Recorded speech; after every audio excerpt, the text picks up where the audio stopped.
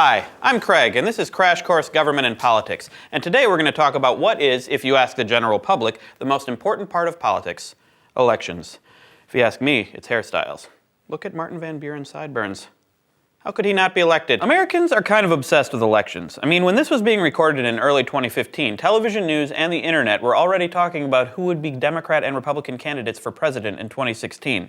And many of the candidates have unofficially been campaigning for years. I've been campaigning. Your grandma's been campaigning. Presidential elections are exciting, and you can gamble on them. Is that legal? Can you gamble on them, Stan? Anyway, why we're so obsessed with them is a topic for another day. Right now, I'm going to tell you that the fixation on the presidential elections is wrong. But not because the president doesn't matter. No, today we're going to look at the elections of the people that are supposed to matter the most: Congress.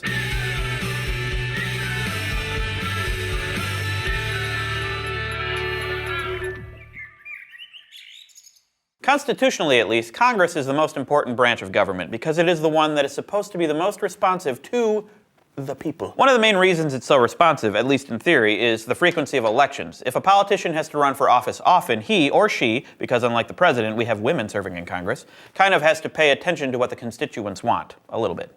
Maybe. By now, I'm sure that most of you memorized the Constitution, so you recognize that, despite their importance in the way we discuss politics, elections aren't really a big feature of the Constitution. Except, of course, for the ridiculously complex Electoral college system for choosing the president, which we don't even want to think about for a few episodes. In fact, here's what the Constitution says about congressional elections in Article 1, Section 2. The House of Representatives shall be composed of members chosen every second year by the people of the several states, and the electors in each state shall have the qualifications requisite for electors of the most numerous branch of the state legislature. So the Constitution does establish that the entire House is up for election every 2 years, and 1/3 of the Senate is too, but mainly it leaves the scheduling and rules of elections up to the states. The actual rules of elections, like when the polls are open and where they actually are, as well as the registration requirements, are pretty much up to the states, subject to some federal election law. If you really want to know the rules in your state, I'm sure that someone at the Board of Elections will be happy to explain them to you. Really, you should give them a call. They're very lonely. In general, though, here's what we can say about American elections. First, stating the super obvious, in order to serve in Congress, you need to win an election. In the House of Representatives, each election district chooses a single representative,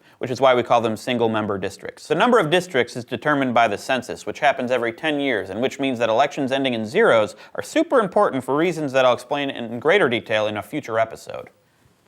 It's because of gerrymandering. The Senate is much easier to figure out because both of the state senators are elected by the entire state.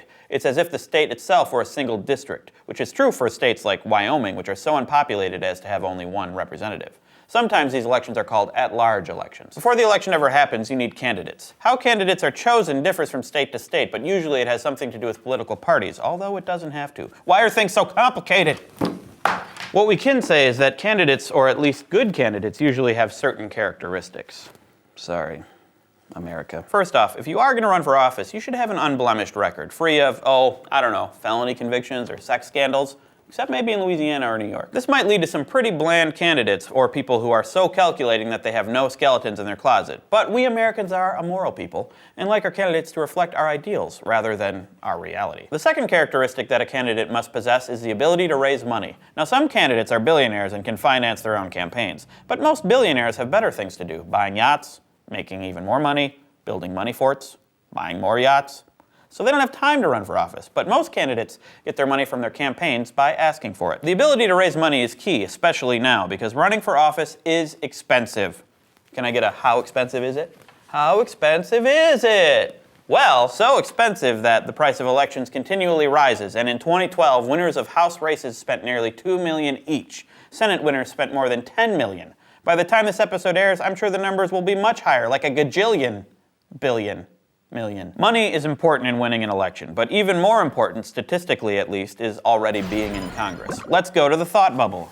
The person holding an office who runs for that office again is called the incumbent and has a big advantage over any challenger. This is according to political scientists who, being almost as bad at naming things as historians, refer to this as incumbency advantage. There are a number of reasons why incumbents tend to hold on to their seats in Congress, if they want to. The first is a sitting congressman has a record to run on, which we hope includes some legislative accomplishments, although for the past few Congresses, these don't seem to matter. The record might include casework, which is providing direct services to constituents. This is usually done by congressional staffers and includes things like answering questions about how to get certain government benefits, or writing recommendation letters to West Point. Congressmen can also provide jobs to constituents, which is usually a good way to get them to vote for you. These are either government jobs, kind of rare these days, called patronage, or indirect employment, through government contracts for programs within a congressman's district. These programs are called earmarks or pork barrel programs, and they are much less common now because Congress has decided not to use them anymore. Sort of. The second advantage that incumbents have is that they have a record of winning elections, which, if you think about it, is pretty obvious. Being a proven winner makes it easier for a congressman to raise money, which helps them win, and long-term incumbents tend to be more powerful in Congress, which makes it even easier for them to raise money and win. The Constitution gives incumbents one structural advantage, too. Each elected congressman is allowed $100,000 in free postage to send out election materials. This is called the franking privilege. It's not so clear how great an advantage this is in the age of the internets, but at least according to the book The Victory Lab, direct mail from candidates can be surprisingly effective. How real is this incumbency advantage? Well, if you look at the numbers, it seems pretty darn real. Over the past 60 years, almost 90% of members of the House of Representatives got re-elected. The Senate has been more volatile, but even at the low point in 1980, more than 50% of sitting senators got to keep their jobs. Thanks, Thought Bubble. You're so great. So, those are some of the features of congressional elections. Now, if you'll permit me to get a little politically sciencey, I'd like to try to explain why elections are so important to the way that congressmen and senators do their jobs. In 1974, political scientist David Mayhew published a book in which he described something he called the electoral connection. This was the idea that congressmen were primarily motivated by the desire to get reelected, which intuitively makes a lot of sense, even though I'm not sure what evidence he had for this conclusion. He used to be able to get away with that kind of thing, I guess. Clearly, David may not hew to the rules of evidence. Pun. High five. Nope. Anyway, Mayhew's research methodology isn't as important as his idea itself because the electoral connection provides a framework for understanding congressmen's activities. Mayhew divided representatives' behavior and activities into three categories. The first is advertising. Congressmen work to develop their personal brand so that they are recognizable to voters. Al D'Amato used to be known in New York as Senator Pothole because he was able to bring home so much pork that he could actually fix New York's streets. Not by filling them with pork. Money, it's money. Remember pork barrel spending? The second activity is credit claiming. Congressmen get things done so that they can say they got them done. A lot of casework, and especially pork barrel spending, are done in the name of credit claiming. Related to credit claiming, but slightly different, is position taking. This means making a public judgmental statement on something likely to be of interest to voters. Senators can do this through filibusters. Representatives can't filibuster, but they can hold hearings. Publicly supporting a hearing is a way of associating yourself with an idea without having to actually try to pass legislation. And of course, they can go on the TV, especially on Sunday talk shows.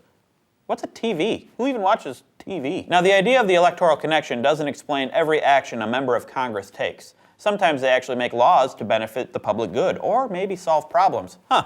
What an idea. But Mayhew's idea gives us a way of thinking about congressional activity, an analytical lens that connects what congressmen actually do with how most of us understand congressmen, through elections. So the next time you see a congressman calling for a hearing on a supposed horrible scandal, or read about a senator threatening to filibuster a policy that may have significant popular support, ask yourself, is this representative claiming credit or taking a position, and how will this build their brand? In other words, what's the electoral connection, and how will whatever they're doing help them get elected? This might feel a little cynical, but the reality is Mayhew's thesis often seems to fit with today's politics. Thanks for watching. See you next week. Vote for me. I'm on the TV. I'm not. I'm on YouTube. Crash Course Government and Politics is produced in association with PBS Digital Studios. Support for Crash Course U.S. Government comes from Vocal. Vocal supports nonprofits that use technology and media to advance social equity. Learn more about their mission and initiatives at vocal.org. Crash Course is made by all of these nice people. Thanks for watching. That guy isn't nice.